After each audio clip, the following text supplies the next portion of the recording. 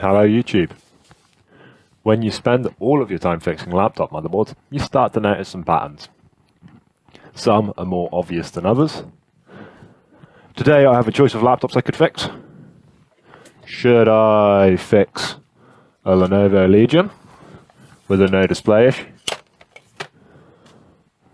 Or should I fix a Lenovo Legion with a no display problem? Or I could fix a Lenovo Legion with a display fault. Or should we do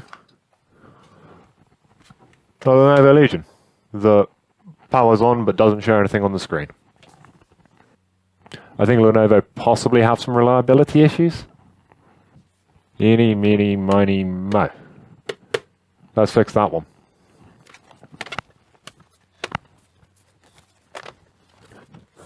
Okay, what do you do? Press the power button, and the power button lights up. I'm not sure if you can see that. But as I say, this laptop doesn't display anything. You can leave it like this, turned on for forever, and it's never going to show you a picture. Now, let's take a look at why.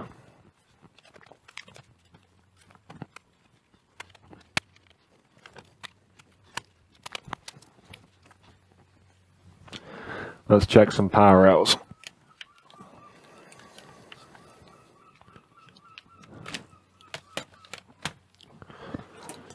So when the system is on, we get 5 volts, 3v3.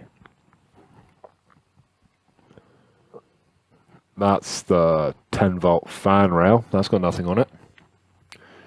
And this is 1.2 for memory. That's also got nothing. So we're missing some power rails.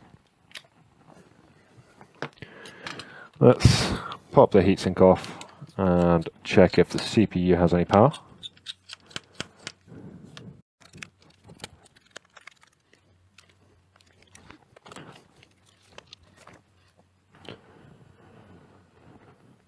So yeah, without RAM voltage we don't get the power good signal, which means we don't get CPU voltage or GPU voltage or VRAM voltage.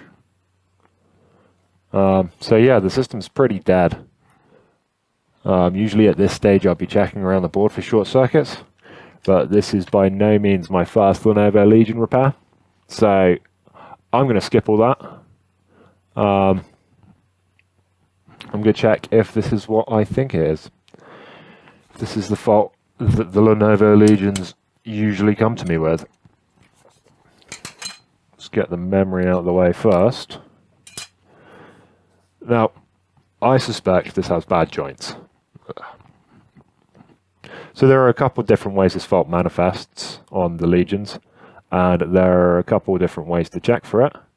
But you can either have a load of missing rails, or you can have all power rails and no display. Usually when you have all power rails and no display, if it's this problem, the CPU won't get warm to the touch. So you can put your finger on there whilst the system's running, and it won't burn your hand. That's a pretty good way of knowing that you're on the right lines. So to check for the fault, you could either push down on the CPU whilst pressing the power button and see if the system comes back to life. Or what I'm going to do is I'm going to heat up the CPU with my heat gun for a little bit, just get it nice and hot, and then we'll see if we get those power rails back.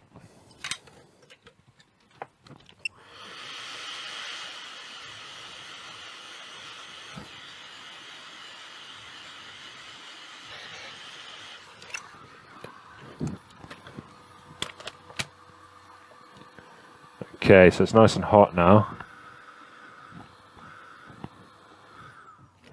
Maybe it's too hot. Maybe it's not going to turn on when it's that hot.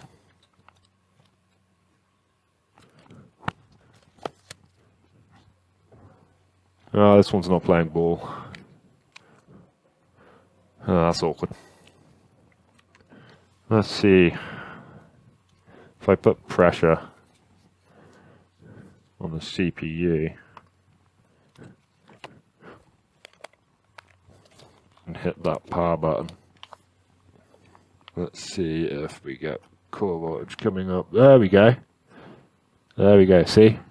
The little pressure on the board, CPU voltage has come up. Usually you can get the same results by heating the board up. I probably just didn't heat it for long enough. But that's a sign there are bad joints under the CPU. I've seen this probably 100 times before, and I'm just one small shop. This is a common fault.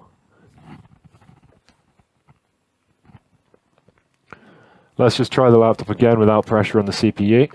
Just verify that it goes back to the original problem.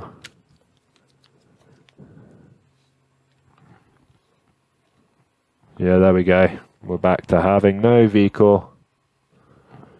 But when I push on the board, vCore comes back.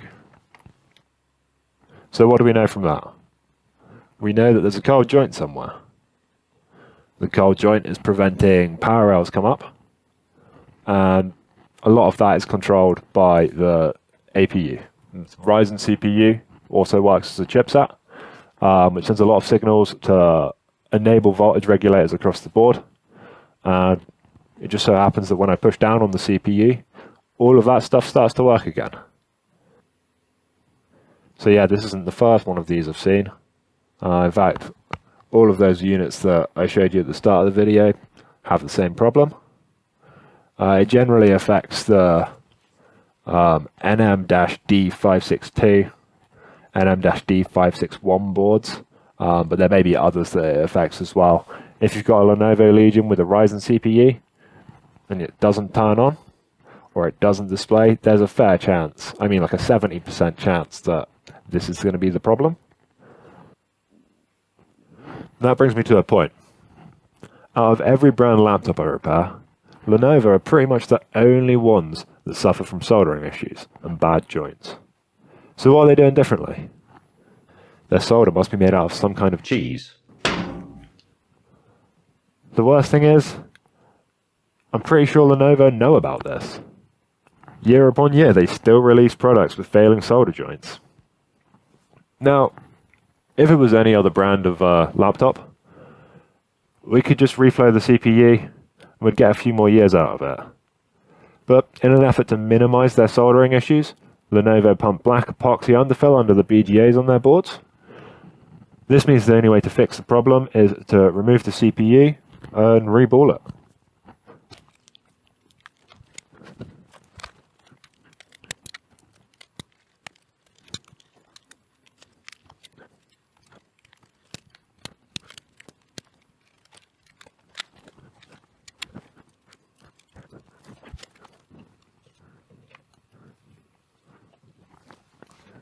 So this is the black underfill. Now if you fix laptops and you've worked on Lenovo products, you probably know about this and you probably know how horrible it is to remove. Let's lift the microscope a second. So they run it under every corner of a BGA.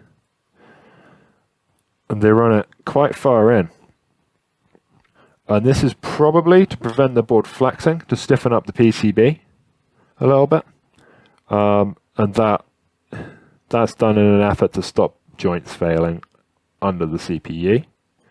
But it doesn't really work. You can't fix bad soldering by just chucking some epoxy under it. You need to do things properly in the first place. So to prepare this board for rework, I'm gonna quickly desolder this clip here.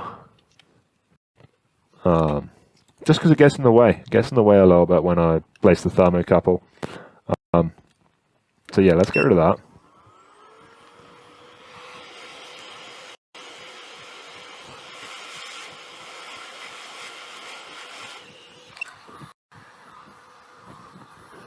Now, reworking a CPU isn't easy at the best of times, but because we have epoxy under each corner, removing the CPU is gonna be difficult. So what we're gonna have to do is we're gonna have to use these little blade tools, and when the CPU is hot enough, slide them under, try and cut some of that epoxy out, and lift the CPU up. You have to be quite aggressive to get these CPUs off. It always feels a bit rough.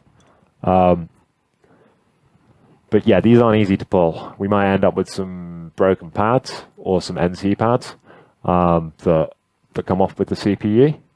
The board, yeah, it takes quite a lot of force to remove them, so it's never the funnest job. These are one of the worst boards to rework. And the next problem we have is the GPU and the VRAM also have this epoxy. So we've got to make sure when we rework the CPU that the GPU and the VRAM stay as cold as they can. The more heat ends up on the GPU and VRAM, the more likely you are to end up with bad joints. Now, when I first started reworking these boards, I occasionally got a return with bad joints under VRAM, and that's because the preheat on the board was too high, the GPU was getting a little bit too hot, the VRAM was getting a little bit too hot, and it was just weakening the joints, especially in the epoxied areas. So the profile that I've built for these, it sits over a two-zone heater, and I only turn one of the zones on, so it's only the right half of the board that gets hot. I also try and keep the bottom heat as low as possible. This sort of goes against all the VGA rework advice and profiling advice you'll ever be given, because it can cause board flex and all sorts of other problems, but it'll be okay. These boards are quite thick, they're quite sturdy. You want to make sure that the GPU doesn't get hot, the VRAM doesn't get hot, and you want to make sure that the CPU is hot enough to come off. So there's going to be a big temperature difference between the CPU and the rest of the board, but it's the only way to fix these properly. So yeah, let's get on the rework station. Let's get the temps up and let's try and butcher this CPU off the board.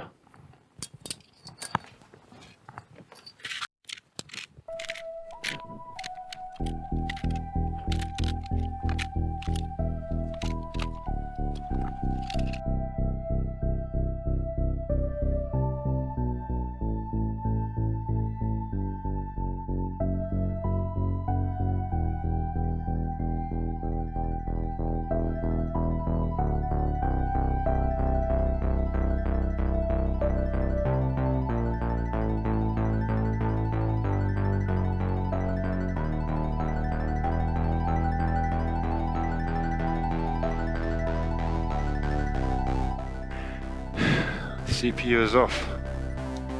No, that didn't go as smoothly as I wanted it to be honest. If any of you watching have any ideas on how to better remove these epoxy CPUs, let me know in the comments, because this sucks. Okay, whilst I let the board cool down a little bit, I will start cleaning up the CPU and getting it ready to reboot.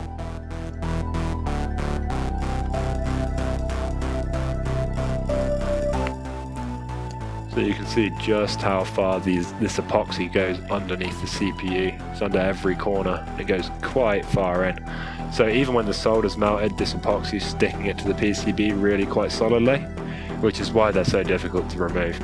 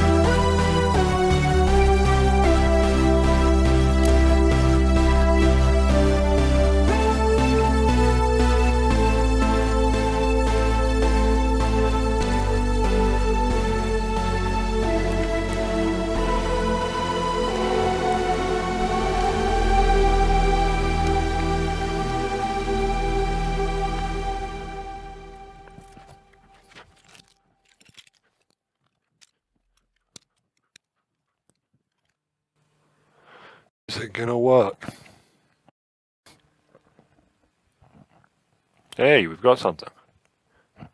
Awesome, let's put the SSD in and see if it gets to Windows.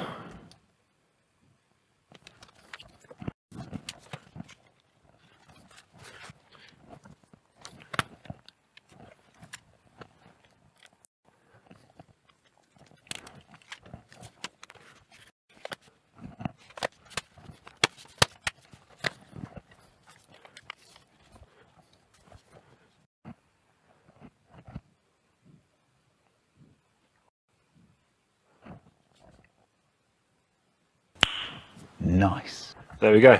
The laptop's working after a CPU reboot, showcasing one more reason you shouldn't buy a Lenovo. If you have a Lenovo and you've had this sort of problem, let me know in the comments. If you know of any other common issues, let me know about those. I'll be interested to see how many failures Lenovo have. Give me a like if you think Lenovo should recall these badly manufactured laptops. And I'll see you in the next one. Thanks for watching. Goodbye.